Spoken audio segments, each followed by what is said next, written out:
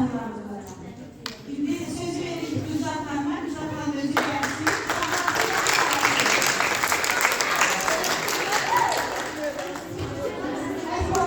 Hoş gördük anımızı, günaydın. Diğer terbiyelerimiz, çekil yapar gelmişsiniz. Efendim mekanımızda var, birleşik güzel aslımızı, güzel bir ülkesine.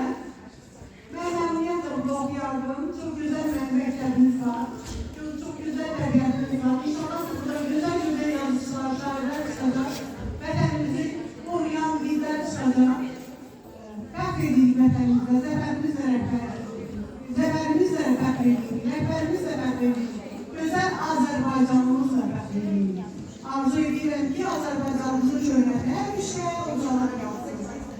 Əziz balalarımda bayaq gördüyünüz kimi Kraslov təbələrdir, balacalar və izahət Kraslov təbələrdir. Çox maraqlı oyunlar sizi gözləyir, çox maraqlı ədiyyələr sizi gözləyir. Bir mən təşkilatın adını çəkmək istəyirəm. Nazirliyinin təşkilatçılığı ilə, icazəsi ilə, dəstəyi ilə biz bugün buradayıq və eyni zamanda qeyri-hökumət təşkilatlarını, qeyri-hökumət təşkilatlarına dövlət dəstəyi agentliyinin layihəsinə əsasən biz buradayıq. Onların köməyi ilə biz güzel hədiyyələr, kitablar gətirmişik. Bu məqsədimiz, buraya bugün gəlişimizdə məqsədimiz Laçınlı balaların maarifləndirilməsi, vaxtının güzel keçirilməsi və biz həssas durumlarda olan uşaqlarımızın darıxmaması üçün, əyilməsi üçün, müqayiləsi üçün çox uzaqlardan gəlmişik ki, vaxtınızı şən keçirdək, sizin yay sevincini biz birlikdə bölüşək. İnşallah ki, biz buna nail olacağıq. Bir yerdə güzel bir gün keçirəcəyik ki, bugün həmişə balalarımızın yaklaşında xoş bir gün lazım.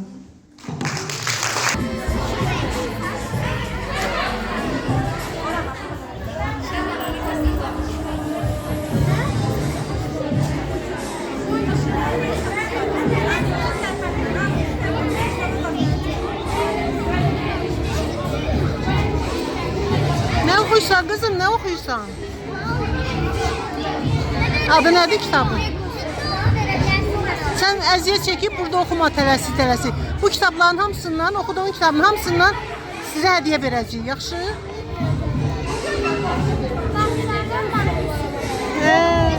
Xoşun gəlir ama?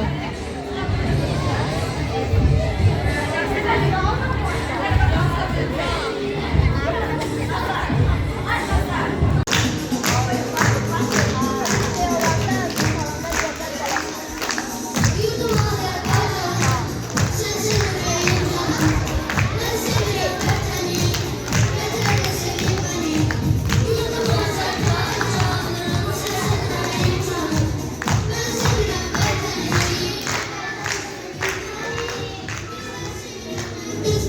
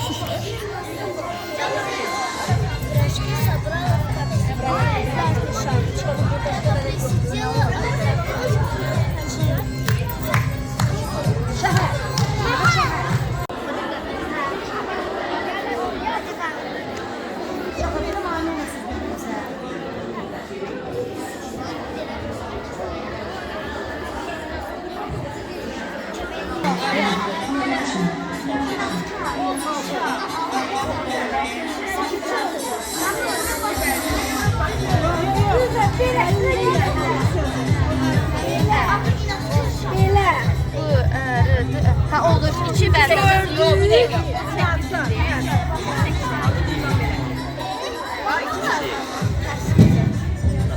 Orada hansı qaldı? Bu şeydə tarix savaşı tapmadı.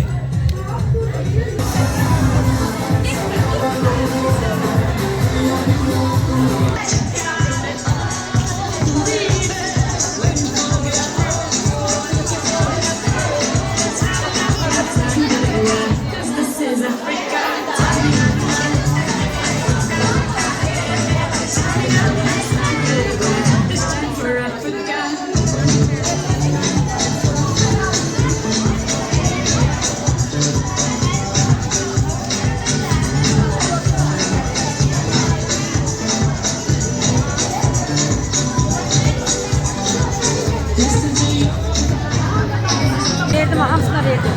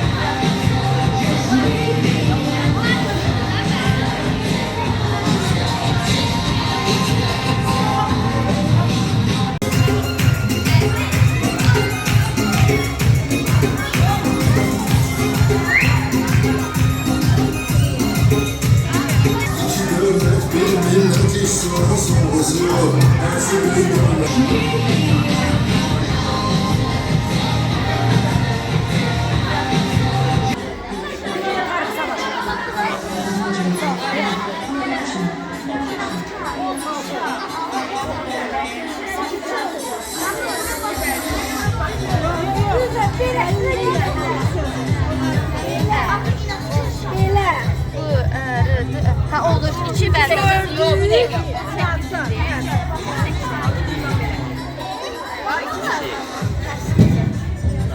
Orada hansı qaldı?